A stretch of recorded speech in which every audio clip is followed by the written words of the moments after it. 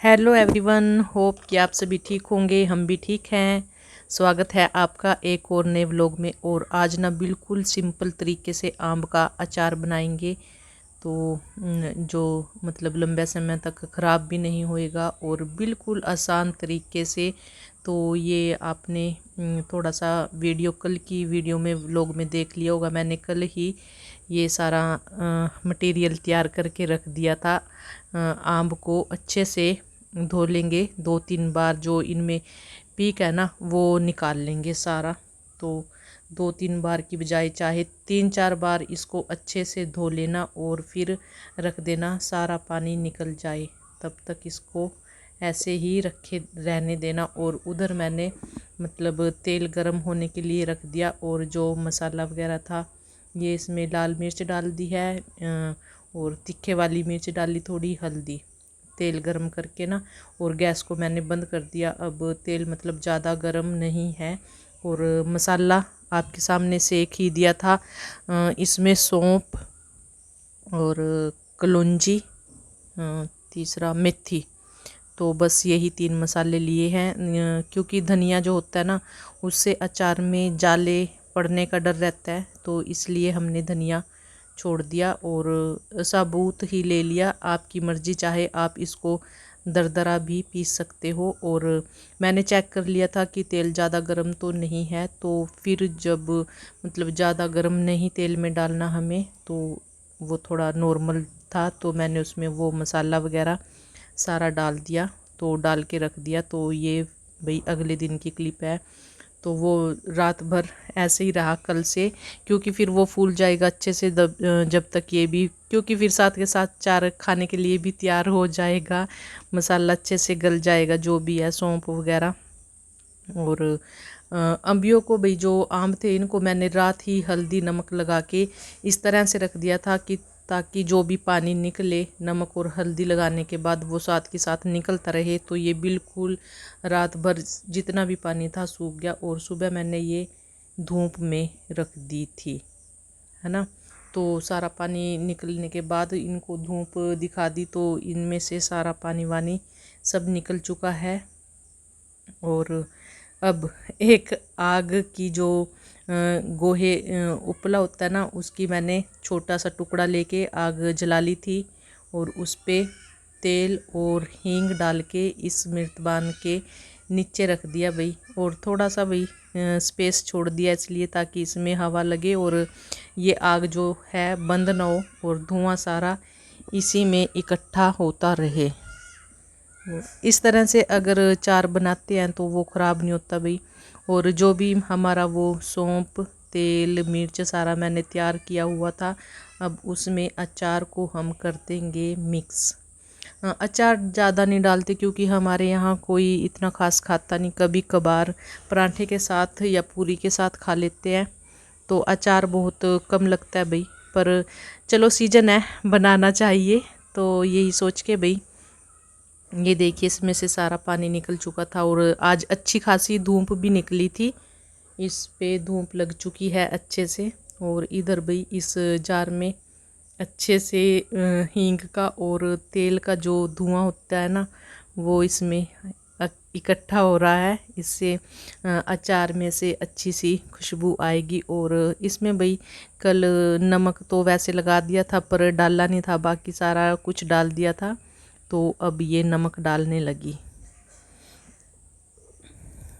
तो भाई इस तरह से हमारा मैं अचार बनाती हूँ। अचार तो ये कभी मतलब ख़राब होने वाला नहीं है और झटपट बनने वाला है कम समय में, और अच्छा अचार बनता है भाई इस तरह से। और ना ही उल्ली लगने का खतरा और ना ही जाले लगने का खतरा, बिल्कुल एकदम अच्छा अचार बनता है ऐसे। ये सौंफ वगैरह तो मैंने कल ही तेल में डिप करके रख दी थी। और उसको मसाले को भी पहले भाई जो भी इसका अचार का मसाला था सारा अच्छे से सेक लिया था, बिल्कुल धीमी आंच पे, स्लो मोशन में बिल्कुल। और अब ये इसको भाई मिक्स कर लेना इस तरह से जैसे मैं मिक्स कर रही हूँ। कोई झंझट वाली बात नहीं तो मतलब हम जैसी पहले मैं भी भाई बहुत डरती थी कि अचार कैसे बनाएं, अचार कैसे बनाएं, अचार ख़राब हो जाता है, ज़्यादातर अचार ख़राब हो जाता था। बस छोटी छोटी सी बातें होती हैं जो ध्यान रखने लायक हैं। एक तो जो हमारा मसाला होता है ना उसमें मॉइस्चर नहीं होना चाहिए, जो उसकी नमी है ना वो ऐसे ही धीमी आंच पे हमें मतलब मसाले को सेक लेना चाहिए ताकि इसमें बिल्कुल भी नमी ना हो।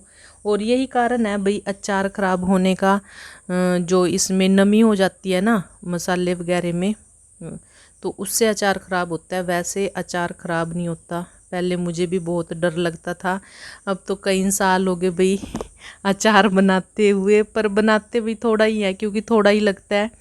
और आपको पता छोटी सी फैमिली हमारी, और वैसे भी अचार कम ही खाते हैं, पराठे वगैरह के साथ कभी कभार चल जाता है कभी कभार। और इसमें भाई अच्छे से मैंने इसको मिक्स कर लिया है, और इधर इसमें मेरे ख्याल से धुआं भी अब बंद हो गया तो हींग का और तेल का। तो इसको अब सीधा करके मिर्तबान को इसमें डाल लेंगे सारा अचार, और अच्छे से मिक्स हो गया ये। तो आप भी इस तरह से अचार बनाइए और अचार का लुत्फ़ उठाइए। और सबसे बड़ी महत्वपूर्ण बात एक और है, ज़रूरी बात, अचार का जो मतलब मेरा तो चलो ये मिर्तबान है, इसमें ये खुले के बराबर है, ढक्कन बिल्कुल लूज़ है। वैसे भी मैं इसको थोड़ा सा ना तिरछा करके रखूँगी, है ना। जब हम अचार किसी डब्बे वगैरह में डालते हैं ना तो शुरू में हमें जब उसके ऊपर ढक्कन नहीं लगाना होता, चुन्नी वगैरह पतला कपड़ा, वो जैसे इनर वगैरह का है चुन्नी वगैरह, आप उस पे ऊपर लगा सकते हो, ढक्कन मत लगाना। तो ये तो देखो मिर्तबान का ढक्कन तो ऐसे ही है भाई लूज सा, और थोड़ा सा मैं इसको तिरछा कर दूंगी।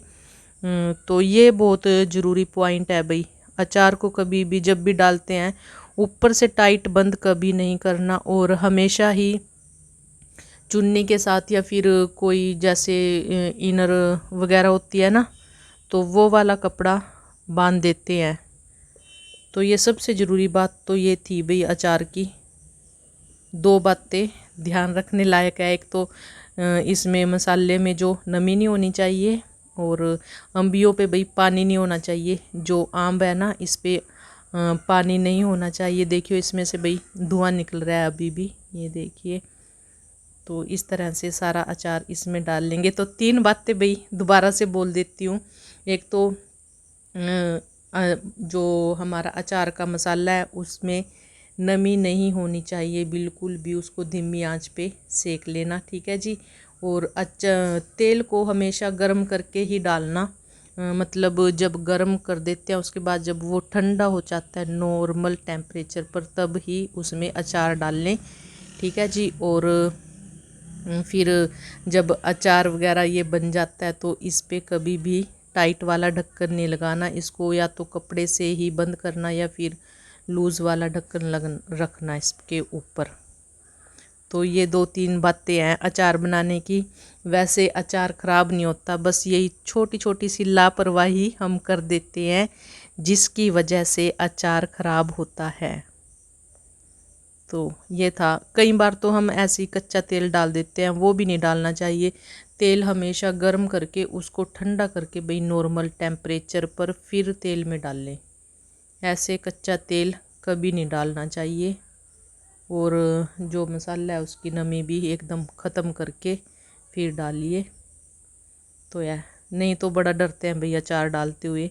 तो अब अचार डालने के लिए मतलब डरना नहीं, और किसी को ये नहीं कहना कि हमारा अचार बना दो, हमारे लिए आम का अचार बना दो। तो खुद इस तरह से अचार बनाना और खाइए और सबको खिलाइए, है ना। तो कल मिलेंगे एक और नए व्लॉग।